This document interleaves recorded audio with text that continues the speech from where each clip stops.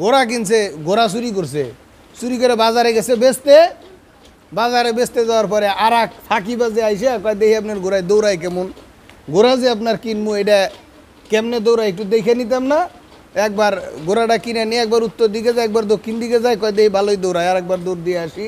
আর এক দৌড়ে যেই যে গেছে আর আর আসার নামে খবর নাই। এখন চোর রে কয় ঘোড়া কত দিয়ে বেচলা? কয় যেই দামে কিনছিলাম ওই দামেই বেচে দিছি। মানে আনছিল চুরি করে, প্রতারকে নিয়ে চলে গেছে। আমাদের জীবনে যদি রমজান এইভাবে আসে আর এইভাবে যায়, এতে তো কোনো ফায়দা হবে না। যেইভাবে রমজান আসলো ওইভাবেই গেল, আমার আপনার কোনো পরিবর্তন হইল না। আল্লাহর দরবারে জবাব দিতে হবে। আল্লাহ পাক রব্বুল আলামিন জিজ্ঞেস করবেন যে তোমাকে তোমার জীবনে কয়টা রমজান দিছিলাম? তোমার জীবনের পাপ পঙ্কিলতা মুছার জন্য, তোমার জীবনে আমলের যে ঘাটতি ছিল সে ঘাটতি পূরণ করার জন্য তোমার জীবনে কতগুলা রমজান দিছিলাম? তুমি কয়টা রমজানের কদর করছো? আমার আপনার কাছে কোনো জবাব থাকবে না। এজন্য আসুন এখন থেকেই সতর্ক হই। রমজানের যেহেতু আর মাত্র কয়েকটি দিন আছে, এই কয়টা দিন অন্তত পক্ষে নিজেদেরকে পরিবর্তন করে নেওয়ার চেষ্টা করি। সকলে একটু জবান খুলে বলেন আল্লাহুম্মা আমিন।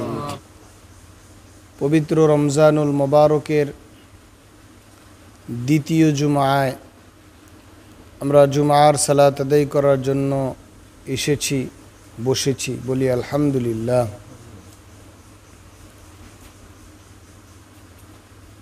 দেখতে দেখতে পবিত্র রমজানুল মোবারকের 13টি সিয়াম, 13টি রোজা সমাপ্ত হলো। দেখতে দেখতে আমাদের গণনায় আমরা যখন গুনছিলাম যে রমজান কবে আসবে কবে আসবে, এখন আমরা সেই রোজার গণনা করতেছি যে এই রোজা বিদায় নিয়ে চলে যাইতেছে। তার মানে এই মাস বেশি গণনা করা হয় বিধায় আরও দ্রুত মনে হয় চলে যায়। আর সুসময় আনন্দের ক্ষণ একটু দ্রুতই কাটে। আমাদের কাছে রমজান মাস আনন্দের মাস। রাস্তাঘাটে চলাফেরা করলে দেখা যায় কি পরিমাণে মানুষ, কি পরিমাণে বিপদে যে আছে। প্রত্যেকটা দোকানের সম্মুখে লাল কাপড় ঝুলাই দিছে। কিসের জন্য? তারা বিপদগ্রস্ত, তাদের একটা চা পান করা লাগবেই। আমি রাজশাহীতে গেলাম মেডিকেলে আমার মেয়েকে নিয়ে, সাথে তো ছেলে আছে। এখন ও তো আর রোজা নাই, ওর জন্য খাবার কিনা লাগবে, ও খাবেই, ক্ষুধা লাগছে। বিস্কিট টিস্কিট খাওয়া হয় না। যেই দোকানে যাই খালি কাপড় আঙ্গায় দেখি মানুষে ভরা। দেখেই কেউ বিড়ি টান দেওয়া মানে অর্ধেক টান দিয়ে বাইকেরে ফেলায় দেয়, কেউ চা নিয়ে মানে পিছনের দিকে রাখে। এগুলা হোটেল না। এখন হোটেল কোনটা আর মানে চায়ের দোকান কোনটা এটা তো বুঝি না। 4-5টা দোকান এমনি আঙ্গায়া, পরে বিরক্ত হয়ে কইলাম, নিজেই বিপদে পড়ে গেলাম। বললাম যে না, এখন না, আর একটু পরে আর দূরে যায়, সেটা হোটেল আছে, ভালো হোটেল, ওই জায়গায় থেকে তোমার খাবার কিনে দিন। হয়তো ছোটো মানুষ হয়তো বুঝে না, কিন্তু মানুষ চা পান করতেছে ক্ষুধায়, তৃষ্ণায় না, বিড়ি খাইতেছে। এরপরে মানে যেটা না খাইলেও সে সারাদিন থাকবে, এমনকি যেটা খাওয়ার প্রয়োজন নাই আমরা অভ্যস্ত, এমনি খাই। মানে চা খাই কিসের জন্য? চা খাই এমনি খাই। এটা বিশেষ কোনো নেশাও না যে চা না খাইলে মাথার মধ্যে পন পন করে ঘুরে, শরীরের মধ্যে ঝিমঝিম করে কামড়ায়, এমন কোনো কিছু কিন্তু না। এমনি খাই, বসছি সবাই একসঙ্গে, একটা কিছু তো খাওয়া লাগবে, এই জন্য চা খাই। এরপরেও এই চা এই রমজান মাসে পর্দার আড়ালে বসে বসে খাওয়াই লাগবে, সিগারেট খাওয়াই লাগবে। অথচ রমজান মাসের দিনের বেলায় সুস্থ সাবালক সজ্ঞান মানুষদের জন্য আল্লাহ পাক রব্বুল আলামিন দিনের বেলায় পানাহার করা, কামাচার করা হারাম করে দিয়েছে। হারাম, খাইতে পারবা না, কোনোভাবেই খাওয়া যাবে না। সুস্থ সাবালক সজ্ঞান একজন মানুষ, সে পুরুষ হোক নারী হোক, নারীদের জন্য আল্লাহ পাক রব্বুল আলামিন বিশেষ আর একটা অতিরিক্ত সুযোগ রাখছেন যে অপবিত্রতার সময়টা শুধুমাত্র তারা সুযোগ পাবে। তাছাড়া কোনো মানুষ পানাহার করা, কামাচার করা আল্লাহ পাক রব্বুল আলামিন হারাম করে দিয়েছে, আল্লাহ তাআলা নিষেধ করে দিয়েছে।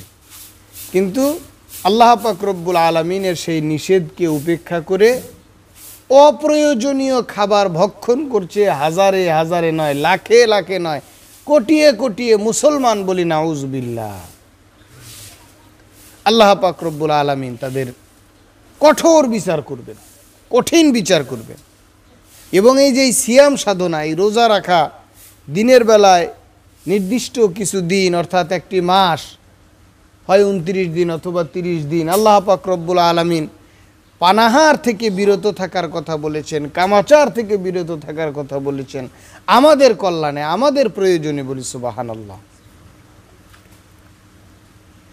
আল্লাহ পাক রব্বুল আলামিন আমাদেরকে ভালোবেসে সিয়ামের মাস দিয়েছেন, আমাদেরকে মহাব্বত করে সিয়াম সাধনার কথা বলেছেন, আমাদের প্রয়োজনে আল্লাহ পাক রব্বুল আলামিন পাপাচার এবং কামাচার থেকে আমাদেরকে বিরত থাকার কথা বলেছেন, বলি আলহামদুলিল্লাহ। আল্লাহ পাক রব্বুল আলামিন বলেন, আস-সাওমু লি ওয়া আনা আজজি বিহি, রোজা হচ্ছে আমার জন্য, আমি এই রোজার প্রতিদান দিব। রোজার মাধ্যমে, সিয়াম সাধনার মাধ্যমে শুধুমাত্র শারীরিক উপকার হয় না, মানসিক উপকার হয়, আত্মিক উপকার হয়, আল্লাহ পাক রব্বুল আলামিনের তাকওয়া অবলম্বন হয়, বলি সুবহানাল্লাহ। আর তাকওয়া হচ্ছে জাহান্নাম থেকে বাঁচার উত্তম একটা মাধ্যম, জান্নাতে যাওয়ার সঠিক একটা রাস্তা। যার ভিতরে তাকওয়া থাকবে না সেই ব্যক্তি জান্নাতে যাইতে পারবে না। আমি, আপনারা লক্ষ্য করেছিলেন, এর মধ্যে আরও একদিন আমি ছিলাম না, মসজিদ মিশনের একটা প্রোগ্রাম হয়েছিল কাটাবন মসজিদে, ইমামদেরকে নিয়ে কাটাবন মসজিদে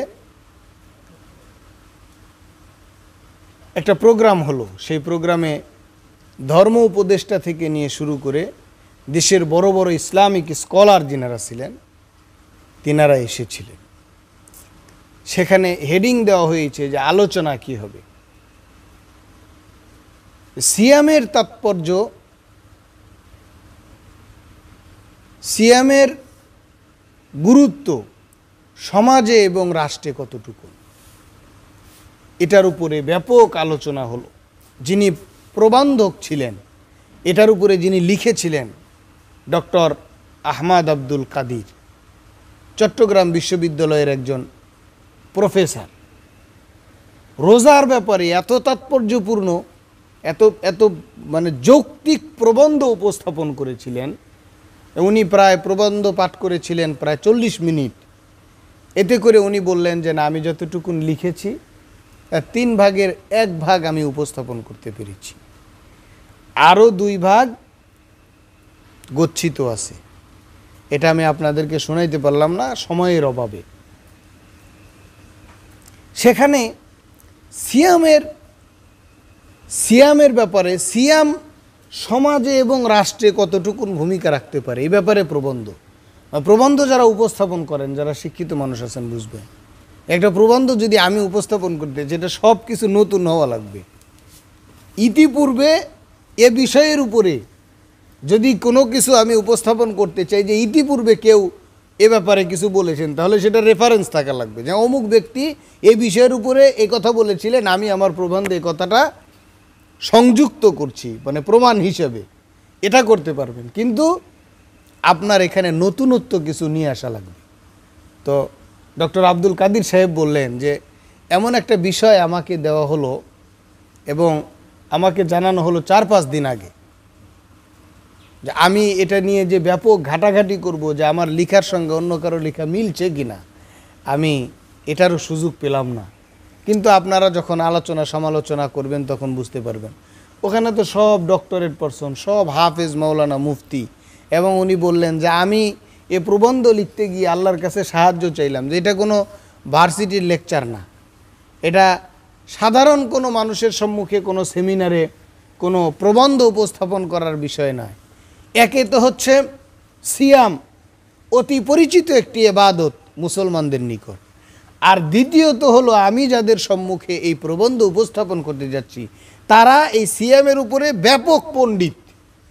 সকলেই সিয়ামের উপরে কোরআনুল কারিমের মধ্যে যতগুলি আয়াত আছে, হাদিসের মধ্যে যতগুলি হাদিস আছে, সবগুলি সবার জানা।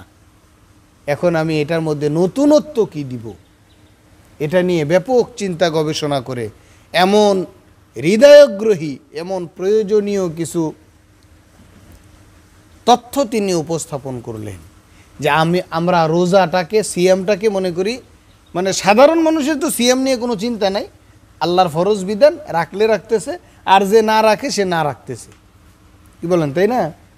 কিন্তু যারা শিক্ষিত মানুষ, যারা চিন্তাশীল মানুষ, তারা এটার থেকে গবেষণা করে এমন তথ্য নির্গত করলেন যে রমজান মাসে আল্লাহ পাক রব্বুল আলামিন যে সিয়াম সাধনার কথা বললেন, এই সিয়াম সাধনাটা শুধুমাত্র শারীরিক এবং মানসিক প্রয়োজনে নয়, এই সিয়াম সাধনা তাকওয়া তথা খোদাভীতির শিক্ষা দেয়, আল্লাহ ভীতির শিক্ষা দেয়। আর আল্লাহ ভীতি যেই সমাজে নাই, এই সমাজ হচ্ছে পচা গলা দুর্গন্ধযুক্ত সমাজ। এই সমাজে মাদক সেবন, এই সমাজে ধর্ষণ, এই সমাজে ছিনতাই, এই সমাজে রাহাজানি, এই সমাজে দুর্নীতি কোনো ব্যাপারই না। তাহলে সিয়াম শুধুমাত্র শারীরিক এবং মানসিক ভূমিকাই পালন করে না, সিয়াম সমাজ গঠনেও ভূমিকা পালন করে, বলি সুবহানাল্লাহ। একজন মানুষ শুধুমাত্র সিয়াম সাধনা করে না খেয়ে থাকার প্র্যাকটিস করে না। একজন মানুষ সিয়াম সাধনা করে শুধুমাত্র তার আত্মিক প্রয়োজনেই নয়, একজন মানুষ যখন সিয়াম সাধনা করে সে সিয়াম সাধনার মধ্যে এই বিষয়টিও প্র্যাকটিস করে যে গোপনেও কোনো অপরাধ করা যাবে না। বলেন সুবহানাল্লাহ। প্রকাশ্যে অপরাধ আমরা সচরাচর কেউ করতে চাই না, প্রকাশ্যে কেউ জেনা করে না, প্রকাশ্যে কেউ চুরি করে না, প্রকাশ্য দিবালোকে কেউ ওজনে ভেজাল দেয় না, প্রকাশ্য দিবালোকে কেউ খাদ্যে ভেজাল দেয় না, যা কিছু করে সব গোপনে।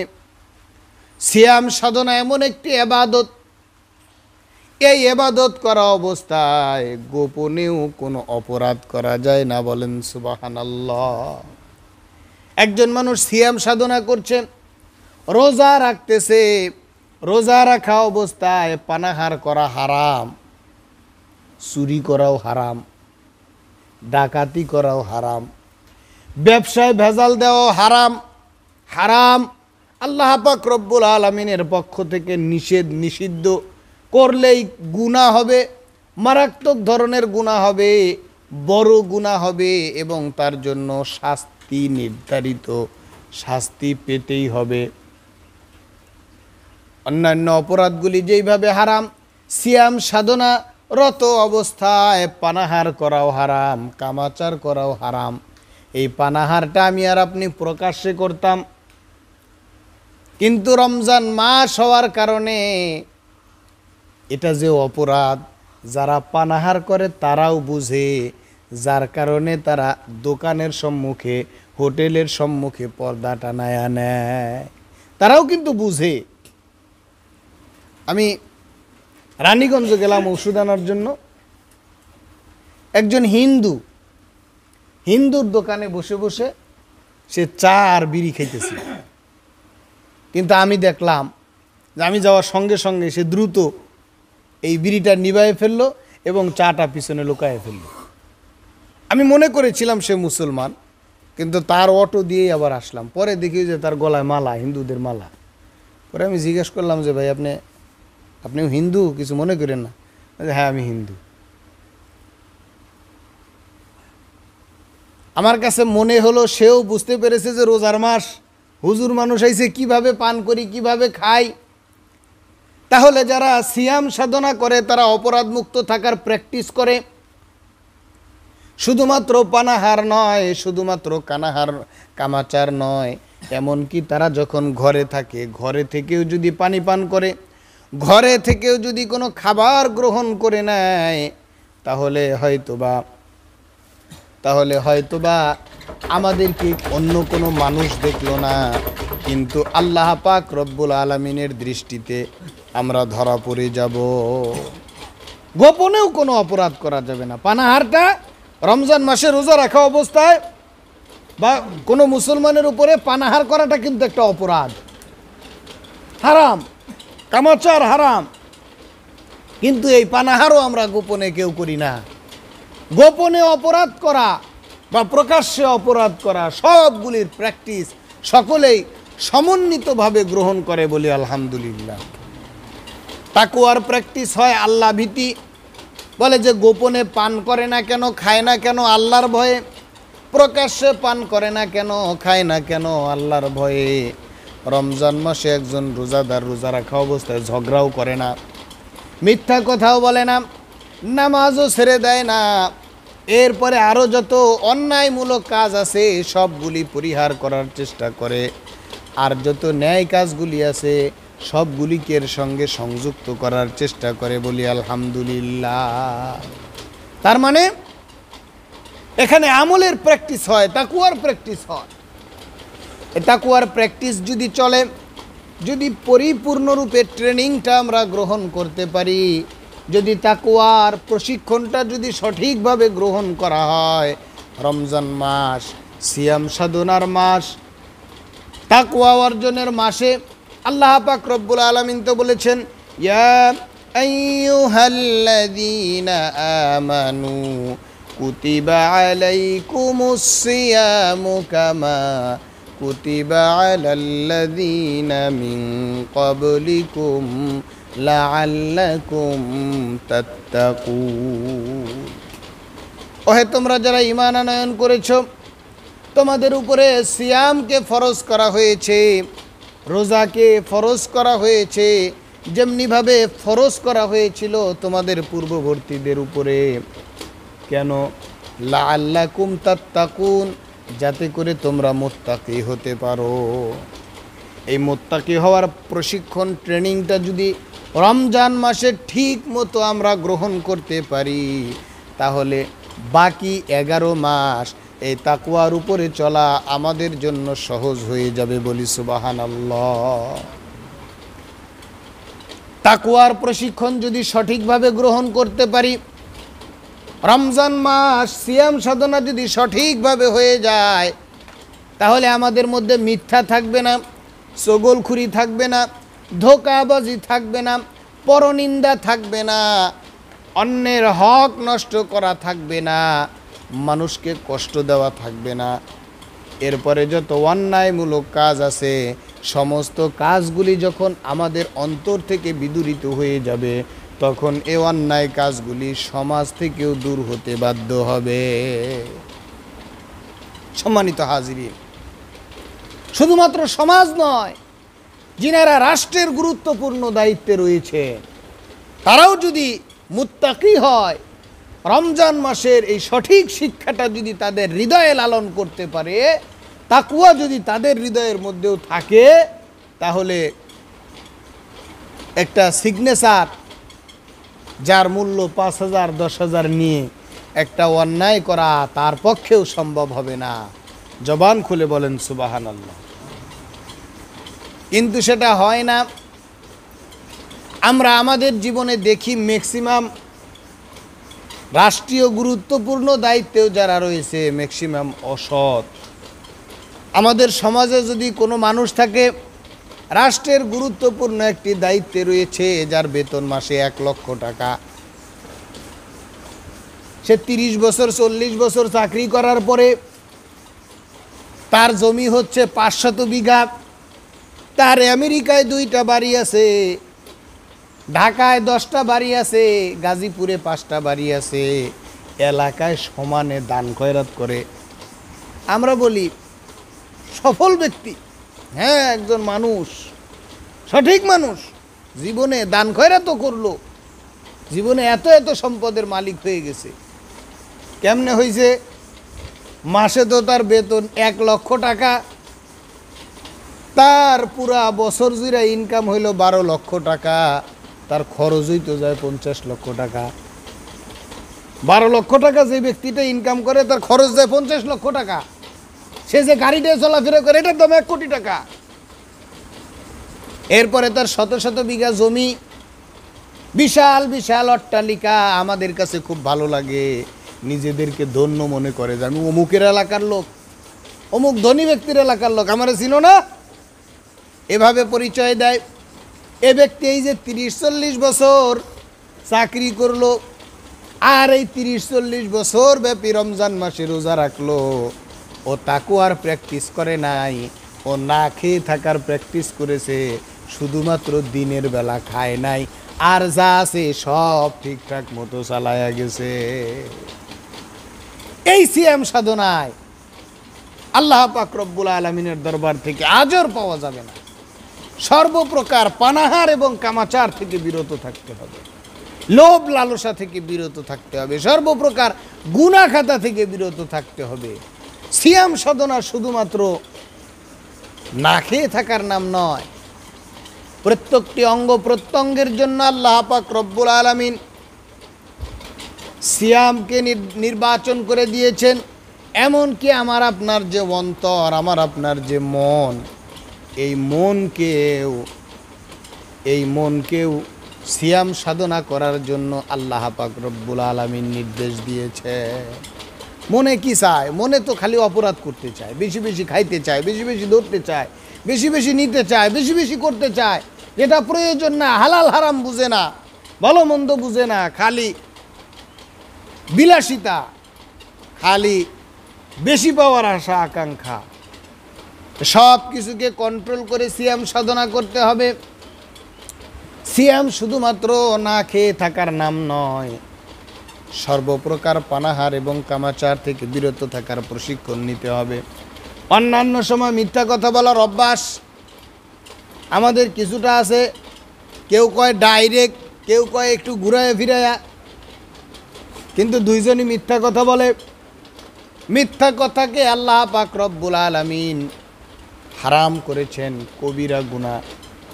অন্যান্য সময় মিথ্যা কথা হয়ে যায়, এজন্য রমজান মাসে অন্ততপক্ষে একটু প্র্যাকটিস নেওয়া দরকার, যে রমজান মাসটা অন্ততপক্ষে মিথ্যা কথাটা না বলি।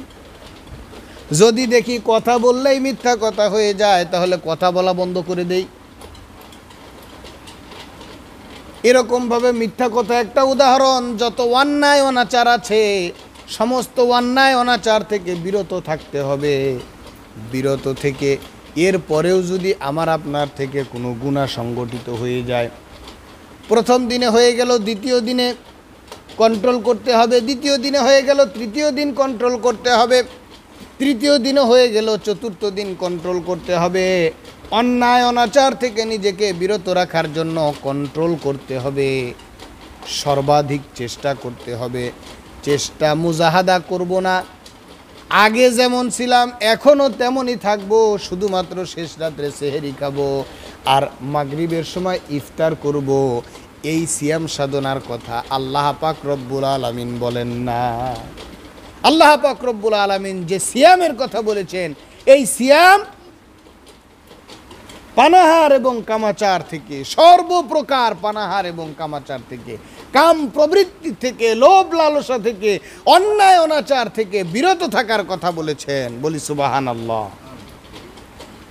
আমাদের সেই প্রশিক্ষণ নিতে হবে, সেই প্রশিক্ষণ দিতে হবে।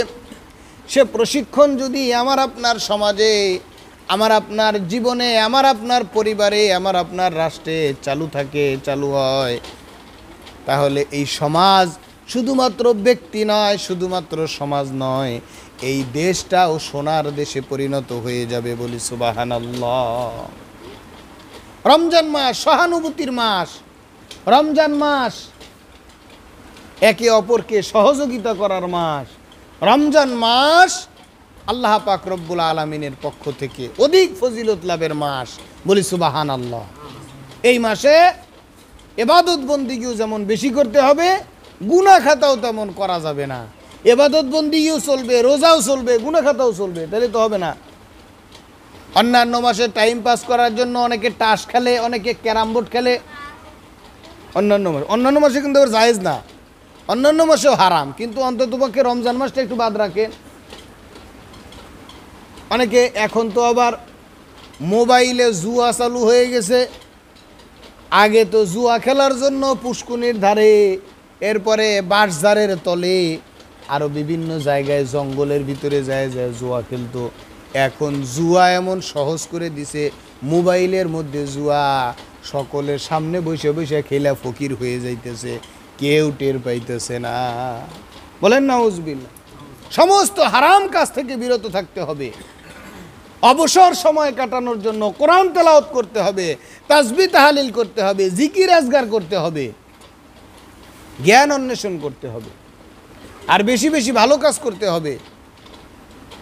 কিন্তু রমজান মাস বিদায় নিয়ে চলে যাচ্ছে, প্রায় অর্ধেকই চলে গেল, কিন্তু আমাদের আমলের কোনো পরিবর্তন হলো না। আমরা কিছু সংখ্যক লোক শুধুমাত্র সেহরি খাই আর ইফতার খাই, আর মাঝখানে আগের মতোই আছি, যেই দামে কিনা ওই দামেই বেচা, মানে চোরে।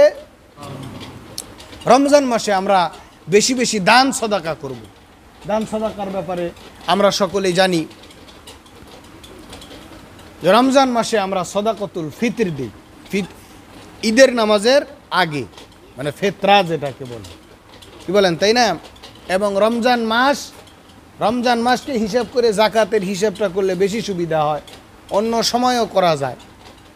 সদাকতুল ফিতর যেটা এবার ইসলামিক ফাউন্ডেশন থেকে সর্বনিম্ন 110 টাকা নির্ধারণ করা হয়েছে, এবং সর্বোচ্চ যে হিসাব এটা 2805 টাকা নির্ধারণ করা হয়েছে। মানে আটা দিয়ে দিলে সর্বনিম্ন 110 টাকা আসে, জব দিয়ে দিলে 500 কয়েক টাকা আসে, কিশমিশ দিয়ে দিলে এর চাইতে আরও বেশি আসে, পনির দিয়ে দিলে আরও বেশি আসে। কিন্তু সদাকাতুল ফিতরের ক্ষেত্রে আমাদের সমাজে সবচাইতে বেশি ফাঁকি দেওয়া হয়। মানে রমজানের পরে, রমজান মাস শেষ, শাওয়াল মাসের প্রথম দিনে হইতেছে ঈদুল ফিতর, ঈদুল ফিতরের দিন, যেই ঈদে আমরা ফেতরা দেই ঈদের নামাজের আগে, কি বলেন তাই না? কিন্তু ফেতরা সকলের জন্য তো 110 টাকা না। আমার মতো যে গরিব মানুষ, যা দিন এনে দিন খায়, যার হাওয়ায় যে আসলিয়া প্রয়োজনীয় আসবাবপত্র বাদে কিছু পয়সা থাকে, ওই ব্যক্তি ঈদুল ফিতরের নামাজের আগ পর্যন্ত যদি থাকে, তাইলে সর্বনিম্ন 110 টাকা হারে ফেতরা দিবে। এখন একজন ব্যক্তির জমি জমা আছে 20-50 বিঘা, বাৎসরিক আয় আছে 2-4-5 লক্ষ টাকা, এরপরে তার আয় ইনকাম সচ্ছল সব কিছুই আছে, সেও কইতেছে 110 টাকা করে দে, তাইলে ওই যে কিশমিশের ফেতরা কে দিবে, জবের ফেতরা কে দিবে? আপনার সামর্থ্য অনুযায়ী আপনি চেষ্টা করবেন বেশিটা দেওয়ার জন্য, সর্বোচ্চটা দেওয়ার জন্য। সর্বোচ্চটা না দিতে পারলে তারপরে যেটা সেটা। বাজারে যায় মাছ কেনার সময় আমরা চাইছে দেখি সবচেয়ে বড় মাছ কোনটা। বড় মাছের বাজেট না কুলালে কয় যে 5 কেজি ওজনেরটা পারতেছি না, আজকে 2 কেজি ওজনেরটা নেই, কি বলেন তাই না? 2 কেজি ওজনেরটা না পারলে এরপরে গিয়ে 1 পো ওজনের, এরপরে পাঙ্গাস মাঙ্গাস যা আছে 110 টাকা কেজির যেটা পাওয়া যায় এইটা কিনে নিয়ে, মানে যার সামর্থ্য যেমন সে কেনে তেমন। সবচাইতে মাছ কেনার সময় সবচাইতে বেশি দামেরটা, আর দান করার সময় সবচাইতে কম দামেরটা, এটা হইতেছে আমাদের নেচার। কিন্তু আল্লাহ পাক রব্বুল আলামিন বলছেন, লাং তানালুল বিররা হাত্তা তুনফিকু মিম্মা তুহিব্বুন, ততক্ষণ পর্যন্ত তোমরা কল্যাণকামী হইতে পারবে না যতক্ষণ পর্যন্ত তোমরা সবচাইতে উত্তমটা, তোমার নিজের জন্য যেটা সবচাইতে বেশি ভালো মনে করো, সেইটা যতক্ষণ পর্যন্ত দান করতে না পারবা। সবচাইতে ভালো যেটা তোমার জন্য, তোমার কাছে যেটা সবচাইতে ভালো মনে হয়, এইটা যতক্ষণ পর্যন্ত দান করতে না পারবা ততক্ষণ পর্যন্ত কল্যাণকামী হইতে পারবা না। আর দান করলে তো কমে না, দান করলে তো বৃদ্ধি হয়। বলেন আলহামদুলিল্লাহ। এই যে জাকাত আমরা দেই, জাকাত শব্দের একটা অর্থ হচ্ছে পবিত্রতা অর্জন করা, আর একটা অর্থ হচ্ছে বৃদ্ধি করা। মানে আপনি জাকাত দিলেন মানে আপনার সম্পদ বাড়লো, বলেন আলহামদুলিল্লাহ।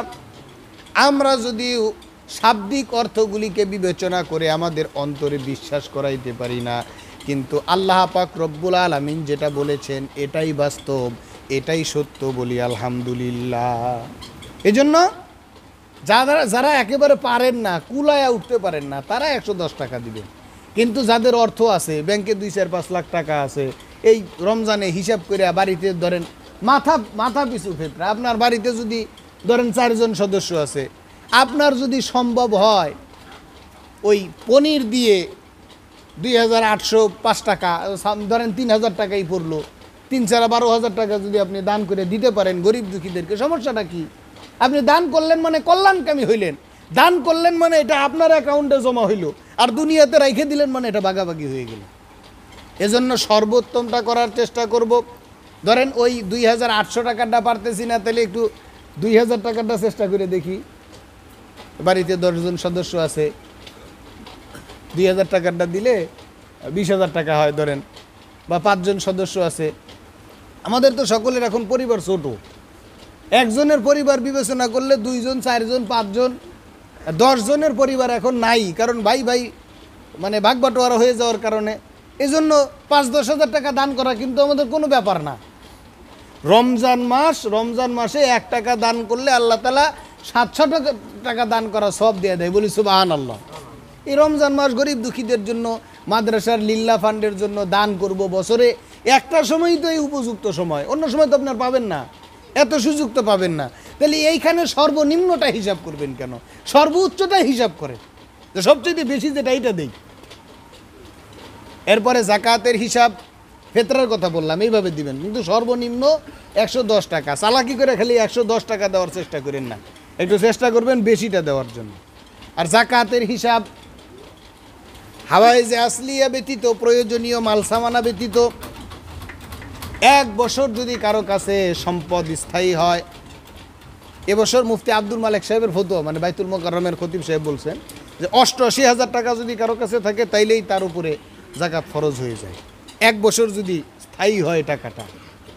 আমাদের কতজনের কাছে আছে ব্যাংকে 2-4-5 লাখ টাকা পড়ে রয়েছে, কিন্তু নাই, আমার পকেটে নাই, আমার জাকাত দেওয়া লাগবে না। না, আপনার সম্পদের জাকাত যদি আপনি না দেন, আপনার সম্পদ অপবিত্র, নাপাক। আর আপনি যখন জাকাত দিয়ে দিবেন, আপনার সম্পদ পবিত্র হয়ে যাবে। আপনার সম্পদ যদি আপনি অপবিত্র হিসেবে ব্যবহার করেন, কাল কিয়ামতের কঠিন ময়দানে আল্লাহ পাক রব্বুল আলামিন এই সম্পদকে সাপ বানায় দিবেন, সাপ। এরপরে সাপ বানায় আপনার গলায় ঝুলায় দিবেন, আর ওই সাপ আপনাকে দংশন করতে থাকবে আর বলতে থাকবে, আনা মালুকা আনা কাংজুকা, আমি তোমার সম্পদ, আমি তোমার মাল, তুমি আমাকে গোছায় রাখছিলা, আজকে তোমাকে আমি দংশন করতেছি। বলেন নাউজুবিল্লাহ। এজন্য জাকাত দিতে হয় 2.5%, মানে আপনার কাছে যদি জাকাত দেওয়ার মতো 100 টাকা থাকে, সেখান থেকে আপনি 2.5 টাকা দান করবেন, জাকাত দিবেন। 1000 টাকা থাকলে 25 টাকা দান করবেন। 1 লক্ষ টাকার থেকে মাত্র 2500 টাকা আপনি জাকাত দিবেন। 1 লক্ষ টাকার থেকে আপনি 2.500 টাকা যদি আল্লাহ রাস্তায় দান করতে না পারেন, এই সম্পদ আপনার জন্য কি হারাম। আপনার এই সম্পদের মধ্যে গরিবের ভাগ ঢুকায় দেওয়া হয়েছে, আপনাকে পরীক্ষা করার জন্য আল্লাহ আপনাকে এই সম্পদ দিয়েছেন। এই জন্য আমরা আমাদের মালের হিসাব করে জাকাতও দিয়ে দিব। রমজান মাসে 2-4 মাস কম থাকলে তাও দিয়ে দেই, আল্লাহ খুশি হয়ে বাড়ায় দিবে সম্পদ। বলেন আলহামদুলিল্লাহ। জাকাত দিলেই আল্লাহ মাল বৃদ্ধি করে দিবে, কোনো সন্দেহ নাই। এজন্য আপনারা আসছেন কিন্তু অনেক পরে, আমি নিয়ত করছিলাম যে একেবারে নির্দিষ্ট সময় শেষ করে দিব, আপনারা একেবারে শেষের দিকে আসছেন, মানে 5 মিনিটের মধ্যে আপনারা এই যে পিছনে এসে ঘুরে গেলেন, এর আগে কোনো খবর নেই। এজন্য রমজান মাস, মানে পরে আবার অনেকে জিজ্ঞেস করবে যে হুজুর ফেতরার কথা তো এবার কইল না, হুজুর জাকাতের কথা তো এবার কইল না, আইসে তো সবার শেষে। তো যাই হোক, এজন্য রমজান মাসে আমরা ফেতরা সর্বোচ্চটা দেওয়ার চেষ্টা করব, জাকাত সম্পদের হিসাব করে দেওয়ার চেষ্টা করব। এবং এই মাসে অন্তত পক্ষে এই মাসে আয়টা একটু কম থাক, একটু বেশির থেকে বেশি পরিমাণে দান করার চেষ্টা করব। আমাদের মসজিদের কাজ চলতেছে, অন্য মাসে হয়তো বা আপনি 5-10 হাজার টাকা দান করবেন, কাজ চলতেছে বললে আপনি চাইলে দিবেন, কিন্তু এখন কাজ করতে পারতেছি না, আপনি 10 হাজার টাকা দিয়ে ফেলেন, দান করেন, অন্য মাসে আপনি একটু কম দান করেন। এভাবে নিয়ত করে করে ভালো ভালো কাজগুলি খুঁজে খুঁজে আমরা এই রমজান মাসে করার চেষ্টা করব। আল্লাহ পাক রব্বুল আলামিন আমাদের সবাইকে তৌফিক দান করুন, সকলেই বলি আল্লাহুম্মা আমিন। বিশেষ করে আবার কিন্তু কেউ মসজিদে যাকাত ফিতরের টাকা দিয়েন না। যাকাত ফিতরের টাকা কিন্তু মসজিদের জন্য নয়, যাকাত ফিতরের টাকা হইতেছে মাদ্রাসার লিল্লা ফান্ডের জন্য, গরিব দুঃখীদের জন্য, মানে যাদের যাকাত ফিতরা খাওয়ার উপযুক্ত, যারা ফকির মিসকিন তারা। মসজিদে যে আমার 20,000 টাকা জাকাত হয়েছে আমি মসজিদে দিয়ে দিই, সব মনে হয় একটু বেশি হবে, আপনার জাকাতই আদায় হবে না, মসজিদেও নেওয়া জায়েজ হবে না। আপনি যদি না বলে দেন তাহলে তো আপনি মারাত্মক ভুল করলেন। এজন্য জাকাত ফিতরাগুলি আমরা দিব গরিব দুঃখী অসহায়দেরকে, মাদ্রাসার লিল্লা ফান্ডে। আর এমনি সাধারণ দান যেগুলি আছে এগুলি আমরা বেশির থেকে বেশি পরিমাণে আল্লাহর ঘর মসজিদে করব। সকলেই বলি আল্লাহুম্মা আমিন।